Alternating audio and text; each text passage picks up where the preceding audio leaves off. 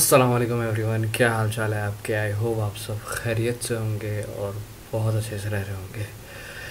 मैं आज जिस टॉपिक पे बात करने आया हूँ वो एक बहुत सीरियस टॉपिक है, बट अनफॉर्चुनेटली हमारी सोसाइटी में उसको शायद बुखार से भी ज़्यादा सीरियस नहीं लिया जाता, जो कि एक बहुत बड़ी बीमारी है। मैं बात करने आया हूँ डिप्रेशन, एंजाइटी, स्ट्रेस, इस तरह की चीज़ों। अभी कुछ दिन पहले जो एक एक्ट्रेस की डेथ हुई, उसके बाद सोशल मीडिया और न्यूज़ पे बहुत ज़्यादा चर्चा होना शुरू है। तो एज ए ह्यूमन बीइंग मुझे भी थोड़ा अजीब लगा कि सुसाइड, इस वजह से नहीं कि वो एक्ट्रेस था, कि वो आम आदमी भी होता तब भी मुझे ऐसे लगता जैसे अभी एक दो दिन पहले एक बलूचिस्तान में लड़की ने की, तो मुझे सेम वही फीलिंग थी जो उसकी थी। But the thing is that कि जब मैंने एक ग्रुप में एक पोस्ट की और रिलेटेड टू दिस, तो कुछ लोगों ने ना उसको नेगेटिव लिया कि आप एक नॉन मुस्लिम को पुष्टि करने पे आप ये कर रहे हो, वो कर रहे हो। तो द थिंग इज़ दैट कि हम लोग ये बात क्यों नहीं समझते कि suicide is not a piece of cake. मतलब कोई यूँ मिनटों में नहीं फैसला लेता कि मैं लाइफ ख़त्म कर लूँ। मतलब सोचने वाली बात है कि एक बंदा कोई भी हो, एदर इट्स सेलिब्रिटी और a general person, Muslim, non Muslim, Jewish, what ever, अगर कोई ख़ुदकुशी कर रहा है उसके पीछे एक बहुत बड़ा साइकिल उसके दिमाग में चला रहा होगा, जिसके बाद बंदा इस नतीजे पे पहुंचता है कि मतलब इस ज़िंदगी का क्या मकसद, बेकार है, कोई ज़रूरत नहीं, मैं क्या करूँ ज़िंदगी का। मतलब ये जो फीलिंग आनी है ना, ये इतनी आसानी से नहीं आती। एक होता है स्ट्रेस के यार मेरे पेपर्स आ रहे हैं, पेपर्स आ रहे हैं, ये स्ट्रेस ले लिया।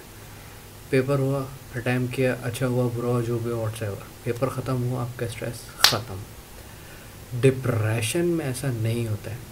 आप डिप्रेस हैं, काम चल रहा है, चीज़ें हो रही हैं, कुछ अच्छी चीज़ें भी हो रही हैं, कुछ बुरी चीज़ें भी हो रही हैं, बट वो जो एक फीलिंग होती है ना दिल के अंदर और दिमाग के अंदर, एक एक्साइटमेंट होना कि हाँ, वो नहीं होती। मतलब वो वाले से होता है, हाँ तो क्या, अच्छा, सही, मतलब जो फीलिंगनेस होता है कि मतलब दुनिया को लगता है वाह दैट्स ग्रेट, बहुत बॉम है यार, ये तो बहुत ब्लॉकबस्टर सीन हुआ है। नो, उस बंदे के लिए it's not a big deal. और डिप्रेशन एक पूरा प्रोसीजर होता है, मतलब कोई एक दिन दो दिन से नहीं होता। यूजुअली जो होता है वो होता है आपके पास से रिलेटेड कुछ, या तो आपका रिग्रेट हो, या आपके साथ कुछ गलत हुआ हो, या कुछ फीलिंग्स का इशू हुआ हो, कुछ कुछ भी व्हाट्सएप और कोई भी इशू हो सकता है इसके से वो। मगर हमारे यहाँ नहीं समझा जाता इसको सीरियस और इग्नोर किया जाता है। अच्छा, फिर एक और इसी की तरह का सीन है एनजाइटी। अच्छा, इस डिप्रेशन में आप यूजुअली पास्ट या प्रेजेंट से रिलेटेड होते हैं, और एनजाइटी में आप फ्यूचर से रिलेटेड कि यार फ्यूचर में जॉब चली गई, ये हो गया, वो हो गया, तो क्या हो। और अगर दोनों चीज़ें एक बारी में एक साथ आ जाए ना, तो जो उसके बीच में बंदे का सैंडविच बनता है ना, वो बहुत ज़्यादा सीरियस है, बहुत ज़्यादा। मतलब आप बिलीव नहीं कर पाओगे कि कितना ज़्यादा, मतलब आप एक पास्ट है जिसके बारे में आप कुछ नहीं कर सकते, सिर्फ सोच सोच के अपने आप को ख़त्म कर रहे हो। एक है फ्यूचर जो अभी आया ही नहीं है, उसके लिए आप बस प्रिकॉशंस ही कर सकते हो, बट कुछ 100% श्योर नहीं कर सकते, उसकी टेंशन अलग। और दिस इज़ द सिचुएशन जो कोविड-19 की है। इसमें हमें डिप्रेशन, एंजाइटी दोनों हो सकता है, क्योंकि अभी हमें नहीं पता कि जब दुनिया भर का लॉकडाउन ख़त्म होगा, ये वबा ख़त्म होगी, तो फाइनेंशियली क्या हालात होंगे, कितने जो लोगों की जॉब्स रहेंगी, कितनों के बिज़नेस रहेंगे, क्या होगा कुछ पता नहीं। मतलब बहुत बुरा हाल होने वाला है। और मैं खुद भी ये चीज़ को सोच के कभी कभार थोड़ा सा घबरा जाता हूँ कि मतलब आगे जाके क्या होने वाला है। तो सोचें, एक बंदा ऑलरेडी अगर डिप्रेस हो और उससे फिर जब एनजाइटी भी शुरू हो जाए, और इस टाइम पे बहुत ज़्यादा इस तरह के लोग मिलेंगे कि जिनको एंजाइटी होगी या डिप्रेशन होगा या दोनों चीज़ होगी। और नतीजा फिर एंड में क्या निकलेगा, अगर उसका कोई सोल्यूशन नहीं आया, सुसाइड, या तो फिर बंदा अंदर अंदर घुटते रहेगा और 10-15 बीमारियाँ पाल लेगा और फिर वो बीमारी के साथ चले जाएगा। That's it. हमारा मसला ये है कि हम लोग एक लिसनर नहीं है, हम लोग एक तो लिसनर नहीं है, प्लस फिर हम एक दूसरे को टाइम देने वाले नहीं। मतलब आई गेस इस लॉकडाउन से पहले आप लोगों से पूछें कि वो जितना टाइम 24 घंटे में अपनी फैमिली को अब दे रहे हैं, कि इतना टाइम पूरे हफ्ते में अपनी फैमिली को देते थे, आई गेस मेजॉरिटी बोलेंगे नो। हम कहीं खाने पे रेस्टोरेंट में जाएं तो हम सोशल मीडिया पर लगे होते हैं, हम घर पे हों तो सोशल मीडिया पर लगे होते हैं, ऑफिस में फ्री टाइम हो तो सोशल मीडिया में लगे होते हैं, यूनिवर्सिटी में हो तो सोशल मीडिया पर लगे होते हैं। सोशल मीडिया के प्लेटफॉर्म्स बने थे हमें कनेक्ट करने के लिए, बट हमने उसका टोटली अपोजिट इस्तेमाल किया। हमने एक दूसरे को कनेक्ट नहीं बल्कि और दूर कर दिया, क्योंकि अब हम बन गए हैं स्क्रॉल वाली जनरेशन। तो उसका कोई फ़ायदा नहीं हुआ, जो होना था वो बल्कि नुकसान में चला गया। अच्छा, सबसे बड़ा मसला है कि डिप्रेशन या एंजाइटी वाले बंदे के साथ सबसे पहले तो आप जो आपके क्लोज हैं उनका थोड़ा सा बिहेवियर या कुछ भी आपको अगर लगे कि यार ये शेकी है, कुछ डाउटफुल है, तो उनसे बात करें, उनकी सुने। मगर हम लोग क्या करते हैं कि अगर थोड़ा बंदा ऐसा लग रहा है चेंज सा, तो मतलब ना हम उसको नेगेटिव ले लेते हैं। अच्छा, घमंडी हो गया, अकड़ू हो गया, अकड़ आ गई है, बहुत ज़्यादा पैसे आ गए ना इसके पास।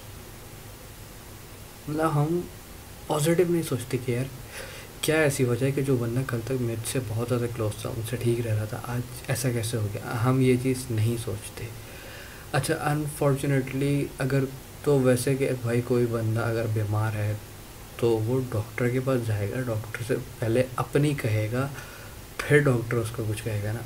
अगर हमारे यहाँ तो उल्टा ऐसा होता है कि अगर गलती से कोई बंदा डिप्रेस है, एंजाइटी में है, वो तो पहले तो ये कि आपसे बात करेगा नहीं, खुद से कोई फ्रेंड के साथ घूमने फिरने या किसी के साथ डिस्कस नहीं करेगा, यूजली नहीं होता। बट अगर वो करने लग जाए ना, तो जैसा मैंने कहा कि हम लोग गुड लिस्टर नहीं हैं। हम लोग क्या करते हैं, अरे ये हुआ था जानी, अरे भाई ये हुआ था, हो ये तो मेरे फला के साथ हुआ था, ये उनके साथ हुआ था, देख उनकी मिसाल है आज वो ठीक है, अबे यार वो तो मर गए इस चक्कर में, यार वो तो ये हो गया।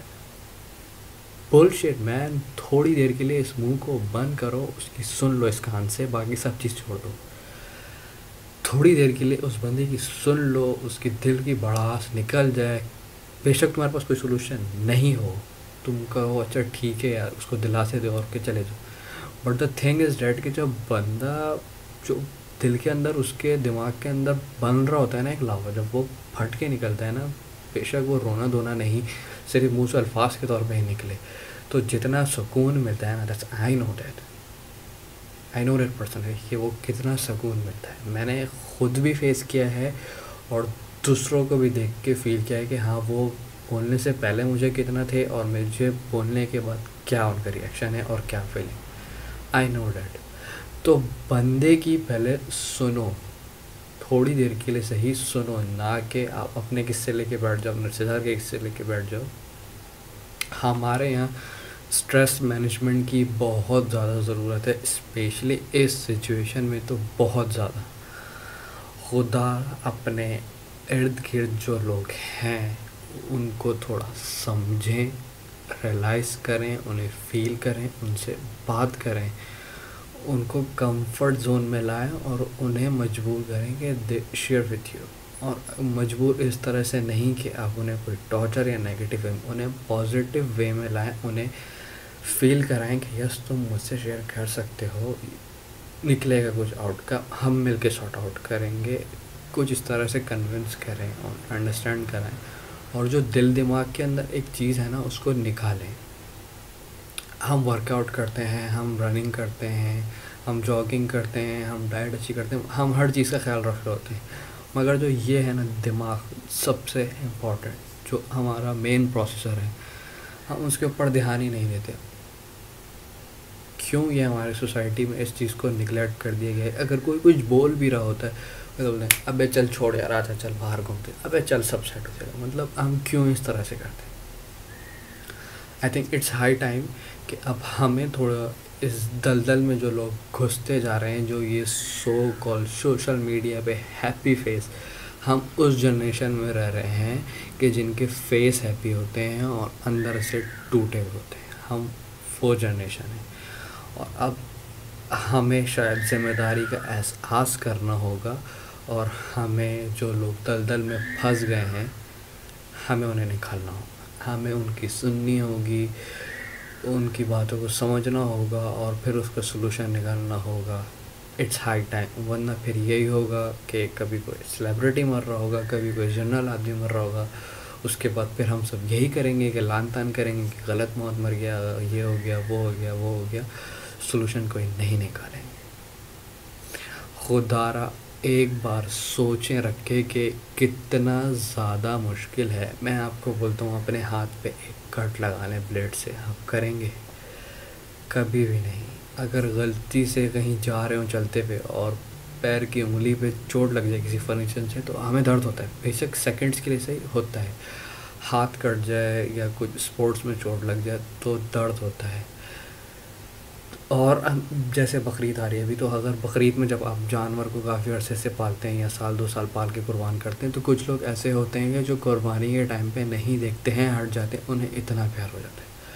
तो एक इंसान तो सबसे ज़्यादा शायद अपने आप से और अपनी जान से ही प्यार करता है, तो एक इंसान सबसे ज़्यादा कीमती चीज़ को ख़त्म कर रहा है, इसके पीछे कोई छोटी वजह नहीं हो सकती।